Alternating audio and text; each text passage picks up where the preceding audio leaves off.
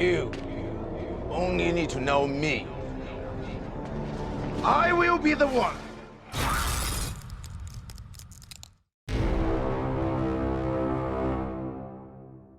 So in chapter 1053, I believe it was, we ended off on a note that was a culmination of messages from Eustace Kid and Green Bull, who both commented on the crazy events happening outside of Wano.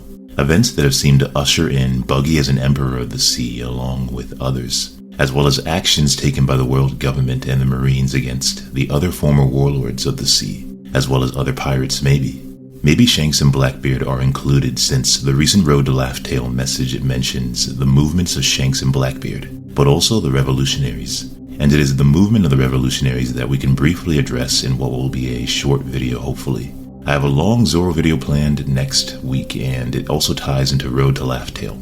So if you like Zoro, hit that like button to like the video and subscribe to stay updated when it drops. Anyways, the revolutionaries. Something I admittedly looked over was the poster or image on the wall of that building. I was reading so fast, the chapter was moving so fast, and I was so excited I guess I didn't notice it. But thank you to the subscribers that have pointed out to me and wanted me to make a video sharing some of my ideas. So here they are.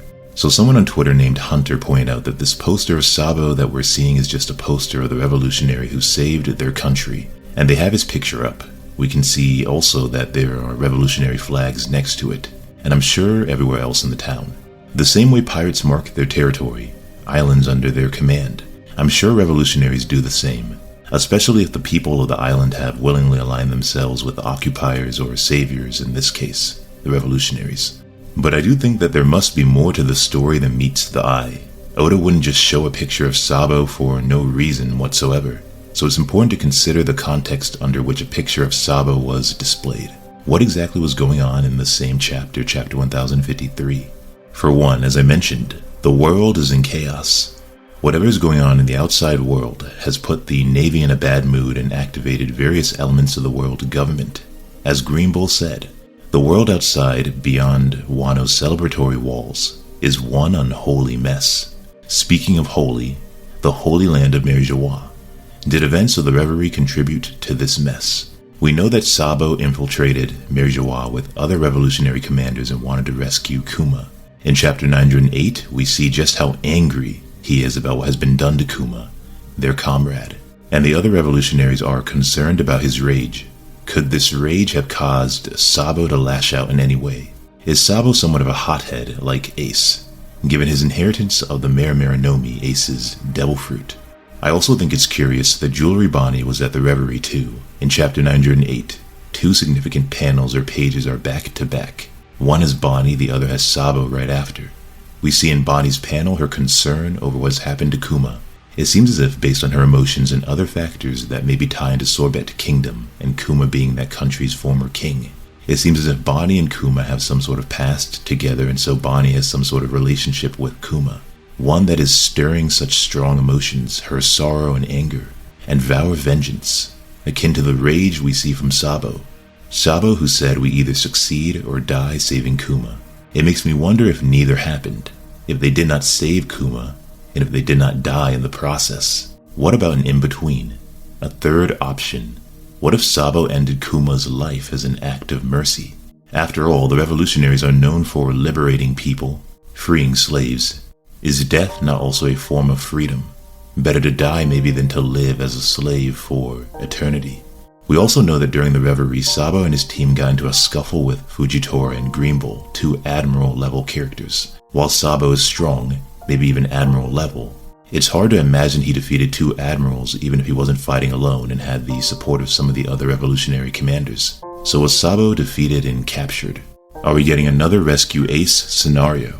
Some people think that Luffy would be in danger and that Sabo would show up in Wano to save Luffy as a sort of redemption for not being able to, or for not being in the right state of mind given his memories, to save his brother Ace during Marineford. Maybe that can still happen depending on what happens next in Wano.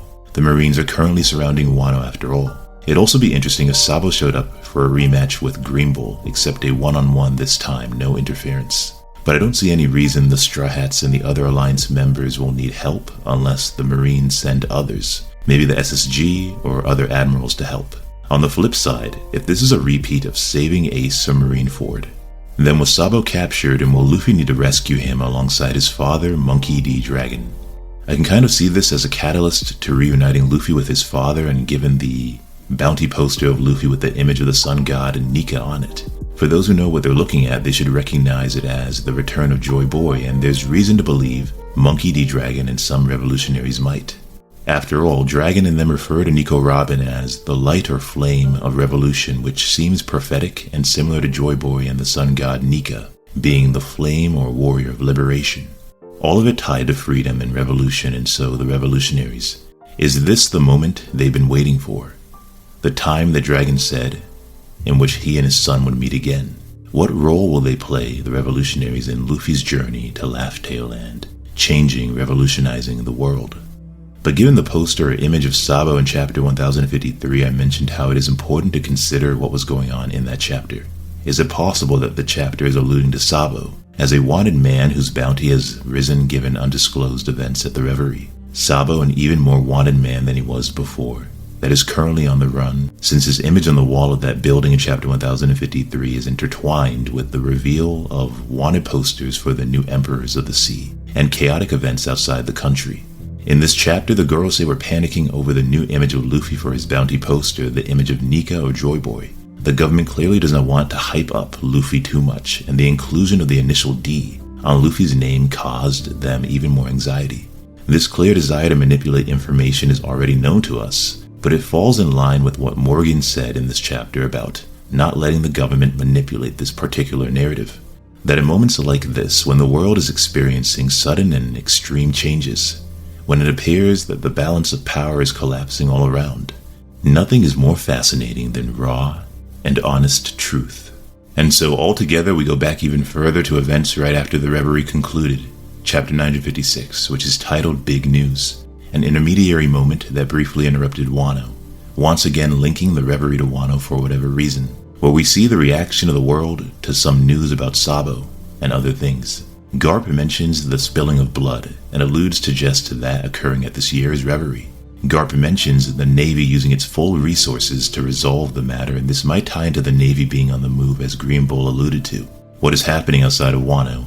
Garp mentions the Kingdom of Alabasta, and Shirahoshi mentions Princess Vivi. It seems like something happened that is connected to them, since we now know, as of chapter 1053, that the ancient weapon Pluton is located in Wano somewhere. Why would someone attack Alabasta, since Pluton is not there, apparently? Does it not make more sense that something happened to Vivi, or maybe even Vivi's father, Cobra? Remember, Fujitora did not abolish the 7 warlords alone. King Riku and Vivi's father, Cobra, played a major role. I also remember Cobra demanding an audience with the Gorosei, the 5 Elder Stars. Do you think the world government would react kindly to having one of their major players, the 7 warlords, exposed for corruption and removed from power? That's a major loss. Shouldn't there also be punishment of some kind? I'm wondering also about what else Cobra said to the Gorosei after meeting with them. It's interesting that Fishman Island and Wano each have an ancient weapon, and Shirahoshi or Poseidon is tied to King Neptune, and Momonosuke is tied to Kozuki Sukiyaki, who in chapter 1053 spoke of the ancient weapon Pluton. Is it possible Momonosuke is tied to Pluton somehow, or maybe even Uranus? Is it possible Vivi's father is tied to, and so Vivi as well, are tied to another ancient power, either Pluton or Uranus? And so we have a pattern of royalty, kings, fathers, and their children being tied to ancient weapons, maybe, or just ancient mysteries in general. Big News Morgans had mentioned a fatality and an attempted murder, so does that imply someone was killed and someone attempted to kill someone else? Do these killings involve Sabo in any way? Even the second edition of Oda's hiatus Road to Laugh Tale series mentions something unusual about Sabo, something that spawned a reaction of disbelief, the words, "You're kidding, Sabo. This is Sabo we're talking about. I won't believe a word of it." Hinting maybe that Sabo is alive, but did something terrible, unforgivable. Something even Monkey D. Dragon wants to verify before making a move. Although given the world government's lies, as mentioned, the media manipulation, it's surprising Dragon is reacting this way. Shouldn't he know better? Maybe Dragon's reacting this way because whether it's true or not, it will have immense consequences. Maybe Oda is just doing this for shock value, or maybe there's actual footage in the newspapers that we readers didn't get to see, but Dragon himself saw. But what does this mean for Sabo's new status? his bounty has probably gone up a lot. I bet it's somewhere between 1.5 and 3 billion berries depending on what he did and what he is accused of doing or what he has been framed for doing to cause such shock in the expressions of those that know him. The murder that happened at the Reverie and the fatality. We are reminded of this in the Road to Laugh Tale series, and so it's important somewhat and surely could come up again soon. Maybe Green Bull will tell the Alliance and Luffy what exactly happened. Did Sabo kill Vivi, Kuma, or Vivi's father? Vivi seems unlikely. Did Sabo kill a celestial dragon? Who was the attempted murder aimed at, and was Sabo framed for doing any of these things? Casting then a dark cloud over the brand of the Revolutionary Army. After all, in a lot of family-friendly comics, the heroes are known for not killing. Luffy, after all, does not kill, and Oda has explained why before.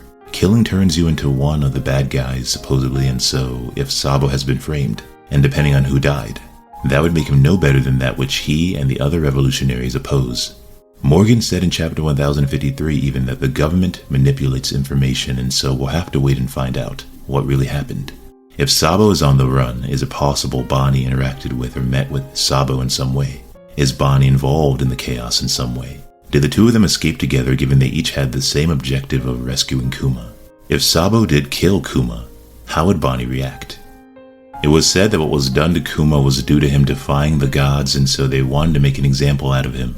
I also think if Sabo is like Ace, but also like his brother Luffy, then his hot-headedness might have led him to do just that, and also defy the gods. Luffy during Enies Lobby, like the revolutionaries, has declared war on the world government. During Enies Lobby, Luffy had infiltrated a place where he was not supposed to be and attacked the very symbol of justice itself, the world government's flag. What if Sabo took some sort of action that mimicked this? As for where Sabo could be headed if he fled, who knows? In terms of where fate would lead him, back to Luffy, yes, eventually, but also to those responsible for Ace's death, maybe. Akainu rings a bell, and I know that this is a fight a lot of people are desperate to see come to life. They get on their hands and knees every night praying it happens. Of course, there were a lot of things some of us prayed to happen during Wano and they didn't. So a lot of our theories have been immensely humbled by Oda. I also often wonder about what Blackbeard meant exactly when he alluded to going after or getting something before the Navy does. Just as the Marines are making their move, so is Blackbeard. And a part of Sabo's fate maybe involves Blackbeard, the man that killed Ace, in some way. Sabo has never met Blackbeard, as far as I recall. Do you guys think he should eventually? The collection of rare devil fruits that Blackbeard is after, and so maybe the Marimarinomi still. That which slipped his grasp during Dressrosa, and the allusion in the Road to Laugh Tale series to Blackbeard's endless quest for power. I think this plays a big role in whatever happens next. The remaining moves that will definitely shake the fragile balance of the world. But as usual, we will have to wait and see.